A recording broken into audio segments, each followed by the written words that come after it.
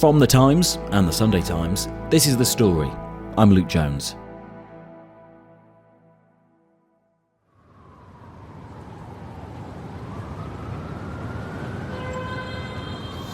It's Friday the 30th of January and I am in Times Square. It's minus 12 today with a wind chill of minus 18 and it's very snowy and I'm surrounded by lots of tourists and flashing billboards. Meghan Agnew is a senior features writer for The Sunday Times out in the US. It's not the normal way I'd spend first thing on a Friday morning in the depths of icy winter, but let's see, I need to go inside. She's off to the cinema on company dollar. She's at one of the first showings of Melania Trump's new feature documentary. It's called Melania. I'm certainly intrigued as to what the movie is like. I'm kind of expecting something similar to the trailer, I think. Cinematic, well cut, sort of big Hollywood vibes to the whole thing. The First Lady is producing in it, starring in it, has been involved in edits and marketing, apparently. I'm looking at the Melania limited edition black and white popcorn box that you can get from Regal Cinemas. And I've just seen one being purchased by a fellow cinema goer, $12.99 for an enormous bucket of popcorn first thing in the morning on Friday. But it's Amazon MGM who are forking out $75 million for the pleasure. I'm looking around and I think I might be the only one here. I checked the movie theatre that I was going into and they'd sold 8 seats. Why is this happening? Is the film any good? Will we actually learn anything about the real Melania and her life in the White House? The story today, Melania, the movie.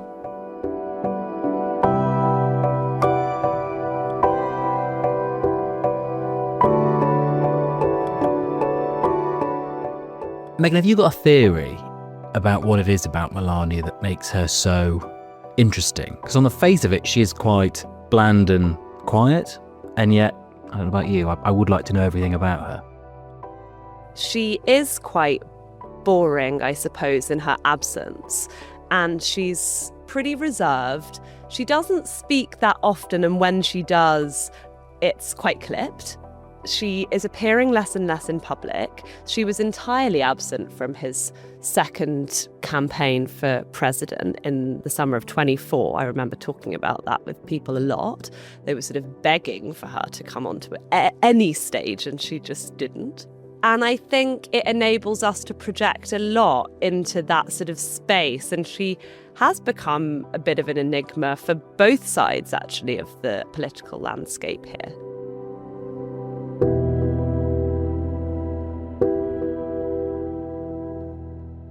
And remind us exactly who she is, where she came from. How did she get involved with Donald Trump in the first place? She was born into a relatively middle-class family in Slovenia. Her father owned a clothing company, and she had an older sister who she was very close with. She then moved to New York and was a model, where she met Donald Trump in a nightclub in New York. And he asked her out for a date. She gave him her number, and their first date was in a car to his house, a little upstate in New York. And the rest is history. Then they became the sort of fixture, I guess, of the New York, Manhattan, late 90s, early noughts social scene. And who might have seen them in Studio 54 might have thought, one day that'll be the First Lady and the President of the United States. How did she slip into that role first time round? I don't think very comfortably. I don't think she wanted to do a huge amount. I think that when she spoke at the RNC and there was a whole furore about her speech being plagiarised, I think she found that deeply... Of course, because people were playing those clips back to back of Michelle Obama's speech to the Democrats years before and then Melania's to the Republican convention. Of course, and there's so many bits that were so alike. 2 women, 2 stages, 1 message. You work hard for what you want in life. That you work hard for what you want in life. That your word is your bond, that you do what you say you're going to do. That your word is your bond, and you do what you say and keep your promise. And that was her first entrance onto the political stage. And I think it was, from what I've heard, it was pretty reluctant entrance in the first place. And then that happened. And I think that was incredibly bruising and probably proved the point to her that this wasn't something she necessarily wanted to be involved in. Then, when the tapes came out, the Hollywood Access tapes came out about Trump wanting to grab women, they apparently played her the clip of Hillary Clinton going on TV next to Bill after the Monica Lewinsky scandal. The only people who count in any marriage are the 2 that are in it. We know everything there is to know about each other, and we understand and accept and love each other. And I just think that a lot of this is deliberately designed to sensationalize charges against my husband because everything else they've tried has failed. And said, look, you need to get on TV. This would help your husband a lot. And she just said no. So she was pretty reluctant to be involved in the whole West Wing side of things. And certainly once she got in, her East Wing operated very separately from the West Wing in a way that was very unusual for a White House. You know, they did not communicate over messaging. They did not really collaborate.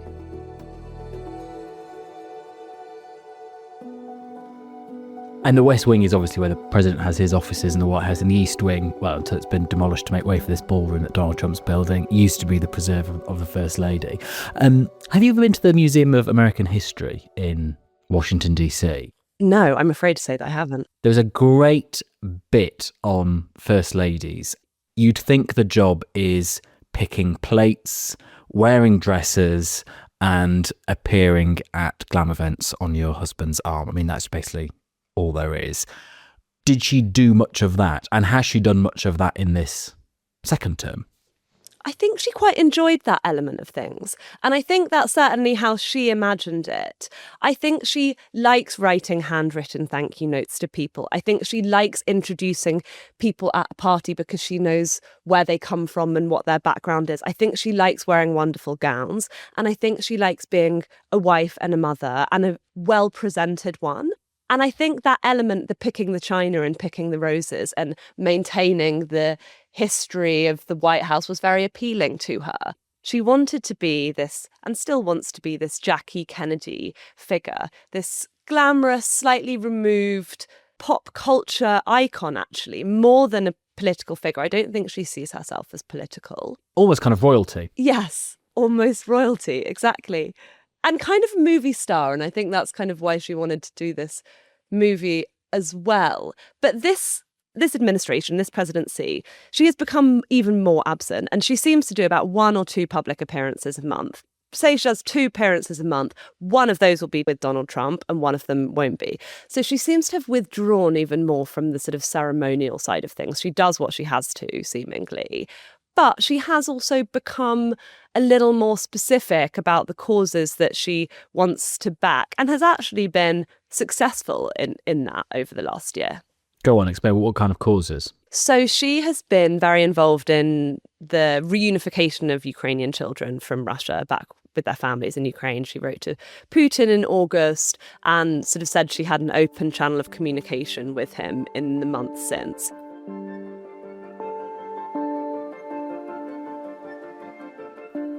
Dear President Putin, every child shares the same quiet dreams in their heart, whether born randomly into a nation's rustic countryside or a magnificent city center. They dream of love, possibility, and safety from danger. As parents, it is our duty to nurture the next generation's hope. As leaders, the responsibility to sustain our children extends beyond the comfort of a few. A simple yet profound concept, Mr. Putin, as I'm sure you agree, is that each generation's descendants begin their lives with a purity, an innocence which stands above geography, government, and ideology. Yet in today's world, some children are forced to carry a quiet laughter, untouched by the darkness around them. Such a bold idea transcends all human division, and you, Mr. Putin, are fit to implement this vision with a stroke of the pen today. It is time. Sincerely, Melania Trump.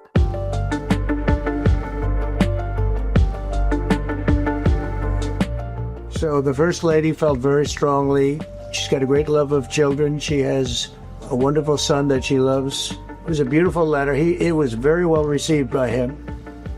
And she did ask me to say, you know, she would love to see this end.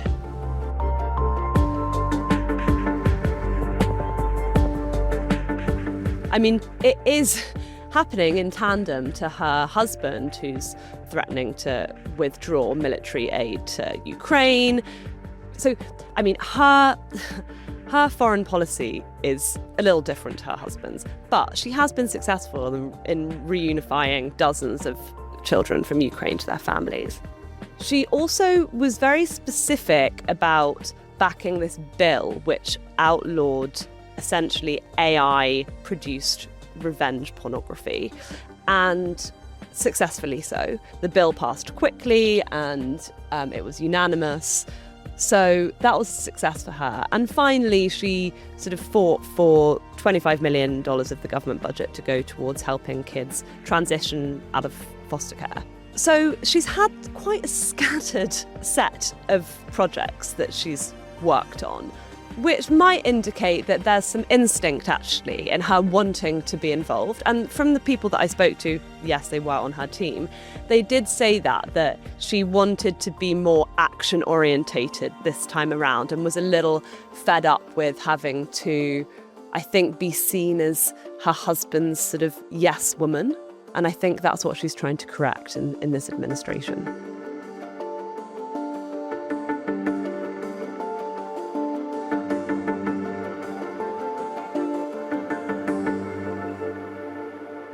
Let's get to the movie. Melania, as it is imaginatively called. How did it come about? Well, apparently it was her idea. In the days after the 24 election, she said that she wanted to do this movie, and it was filmed in the 20 days leading up to the inauguration. So her and her agent, who she's worked with for 25 years, Mark Beckman, went about making that happen. And what she wanted was this like highly cinematic, highly stylized movie. And so you can tell that from the trailer. It's like Hollywood and it's cut in this really dramatic way, and there's the music and there are these sort of slightly jaunty little clips of her, and it feels like a big fat movie. This is not a documentary, and she doesn't see it as a documentary either. For her, this is her movie. Everyone wants to know, so here it is.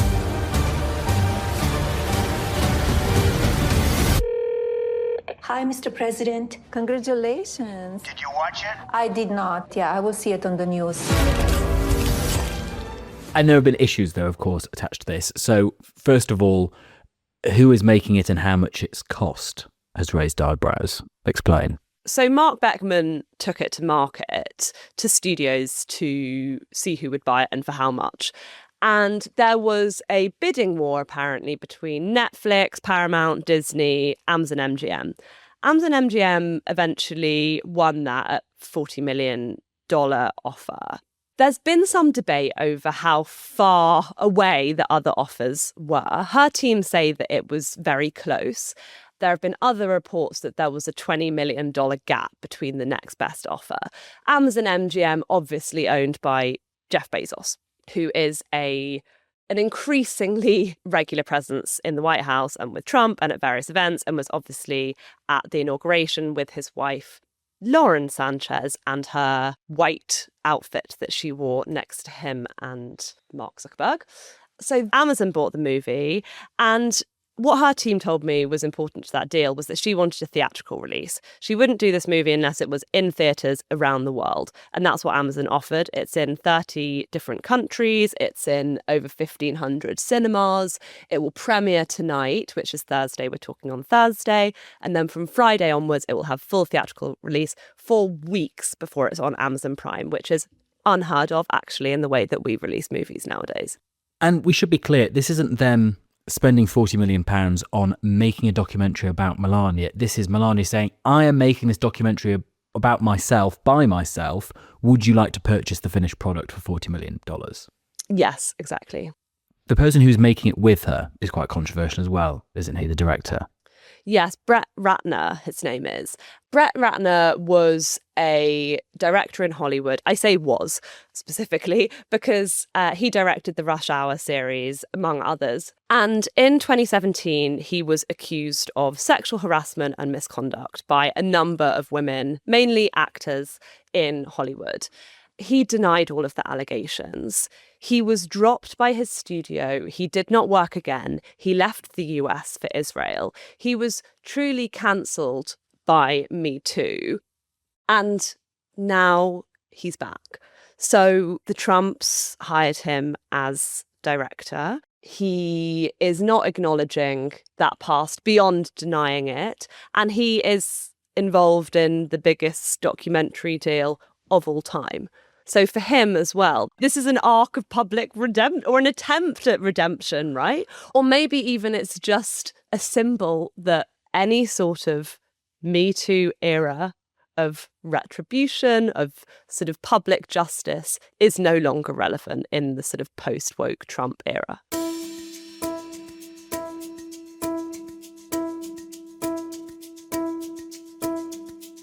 Well, coming up, is this documentary actually any good? Is it worth you schlepping out the cinema for? Actually, maybe by the time you're listening to this, you might have watched it. The story at thetimes.com, if that is the case. If not, though, we'll have a review from Meghan in a moment.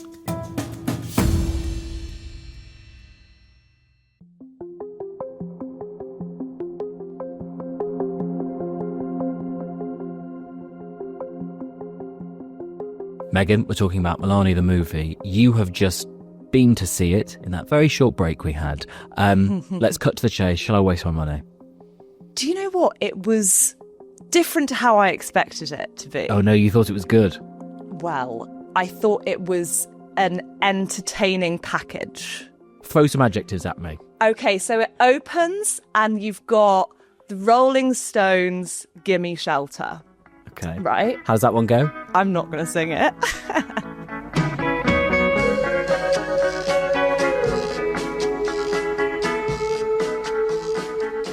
This like pretty epic like rock and roll tune, and it's like an aerial view over Mar-a-Lago, and then you just see these like snakeskin stilettos on the floor, and then she gets into the motorcade and you see the sunglasses. I mean, it's really like, you can't even believe it's a documentary. It's not a documentary. It's at that moment it was Melania Trump as Melania Trump, starring as Melania Trump. And then the rest sort of followed her through various of her gilded homes, I guess. It was a lot about, when I say the preparation for the inauguration, I mean her preparation for the inauguration, which is literally discussing the invitation. Where can I buy a big hat? The lines on the hat and how to make them correct. The tautness of the collar on her shirt. Wow. How the seams were going to run down the white dress. When they were going to wash the carpets of the White House after the Bidens moved out. Whether they could get presidential seal embossed on a specific coupe that she liked, a specific glass that she liked for champagne. I mean, it was really, in many ways, the sort of elegant Jackie Kennedy-like First Lady tasks that you followed her on. Was there much plot to it other than those moments? No, and there's not really anyone else in it. I mean, President Donald Trump appears at about minute 35 on the phone. And until that point, I think he's mentioned once or twice as the president. Certainly none of the rest of his family have any speaking lines in it. Ivanka is not named. None of his other children are named. They're sort of named in the background, I guess, when you overhear it on like a Fox News on the TV in the corner of their home. Barron, I don't think, has any speaking role in it. Their son. Often Melania's voiceover actually sort of is blended over the top of her husband's speech when he's sort of trying to talk to the camera crew. This is the Melania show. And did you feel like you actually learnt anything about her? Or was it just something fabulous to look at?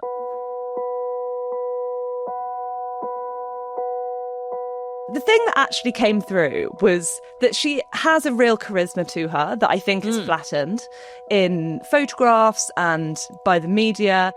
She's charming and people are charmed by her, and she has a softness and a naturalness and an ease with the people immediately around her.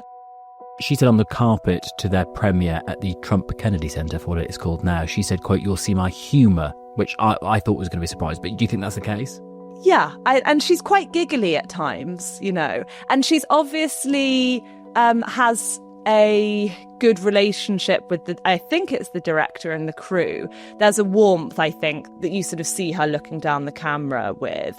There's a clip of her going down FDR Drive on sort of by the East River in the motorcade, and she's wearing her sunglasses, and she's sort of talking about how Michael Jackson's her favourite artist, and they put on Billie Jean and she's kind of singing along. And she sort of dances to YMCA on her way off stage after the inauguration. So I think that was quite surprising in many ways. And she does charm the household staff in the White House. She's sort of does have an ease. And then you sort of see her interior designer, her events designer, her clothes designer, and they're all sort of pulling together to achieve her specific creative vision. But it sounds quite a sort of lonely portrait, but for people in her employ. I think that was the most striking thing, as well as the total absence of politics and of the sort of world outside, is that it felt incredibly insular. She went from her apartment on the 60 whatever floor of Trump Tower, which was insane to see inside of. It's like gilded and marble floors and like these enormous sort of chintzy candlesticks on like every single surface you can imagine. And then she goes down the elevator, straight into a motorcade of cars, straight to the tarmac when she goes to Mar-a-Lago, back into her sort of gilded room. And I think actually her separation from normal life and also from the normal American existence, which her husband is overseeing as the president, was really extraordinary. I mean, the gulf is massive. She by no means lives any sort of a normal life, even by way of first ladies. Yeah, yes. But if it's not about politics and it's not about, it sounds like, her relationship with Donald Trump or even the family or friends you haven't mentioned, I mean, what is the meat of it in the middle of all this confection? I think what she wants to be clear is her steeliness and her resolve. That she has a clear vision for herself as First Lady, and it's to make sure everything works well and everything works like clockwork, and the household is happy and her son is happy, and she's an elegant wife to her husband, and she's going to make it happen. And I think that sort of like fortitude is what she, with a sort of like a bit of softness, is seemingly what she wanted to convey. I mean, as I said, it feels like sort of you're living on a different planet, actually, when you were on planet Melania. It was like the world outside didn't exist, or the news cycle didn't exist, and there weren't any friends, really. There wasn't that much fun. You know, it was ceremonial. In the film, did you get any sense of the pressure that US presidential life in particular would wreak on someone? So obviously you see the Secret Service with her at every single moment, and every single moment is choreographed. You know, like obviously you can't even get out of an elevator without 8 people already having walked out ahead of you. That it was quite claustrophobic in that way. But she also was sincerely, that was a real moment of sincerity, actually. concerned about the safety around the inauguration. And when much of it was inside, because it was so cold for that day, when much of it was inside, she was obviously very relieved. And she was sort of pressing the Secret Service for information on like whether it would be safe. And said that sort of Barron will refuse to get out of the car. And she said, I will always respect that boundary.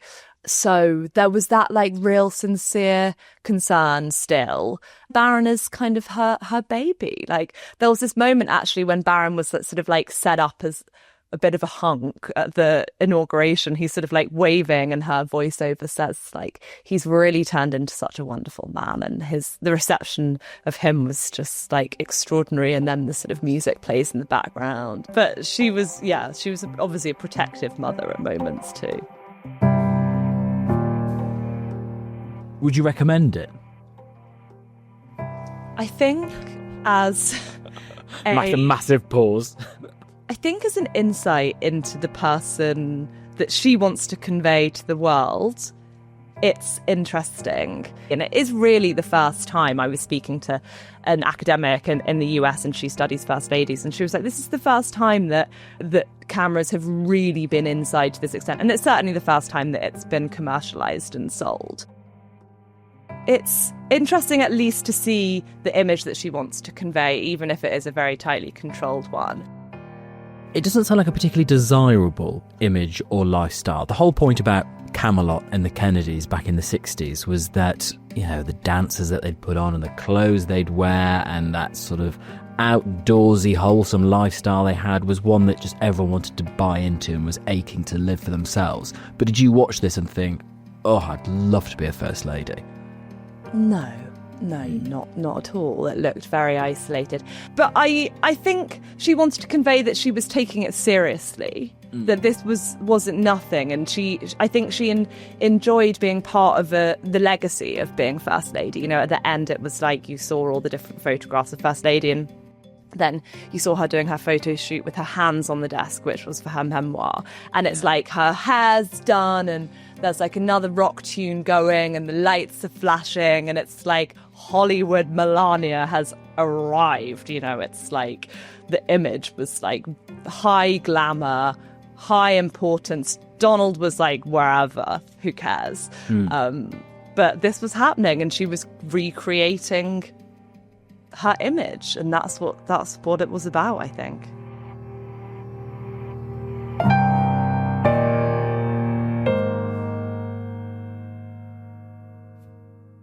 Finally, though, did you buy any of it? Because this, as we discussed, is something that she was making herself, she was producing, she was involved in the editing even of the trailers. It's something we've seen with the Beckhams on Netflix. People like Molly May, even influencers getting in on this. They're kind of perfectly packaged, inverted commas, documentary about my life. But actually it's anything but. So did you buy it?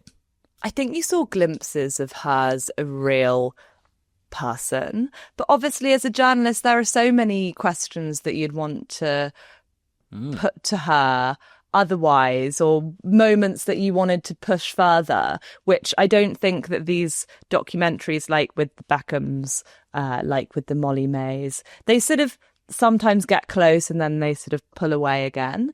And like I said, I think it's an interesting way of seeing how somebody wants to be perceived by the world. You know, like that's quite interesting in itself, but I think that's about it. Oh, well, you've done the Lord's work going to see it for us. Meghan, thank you very much. Thanks, Luke.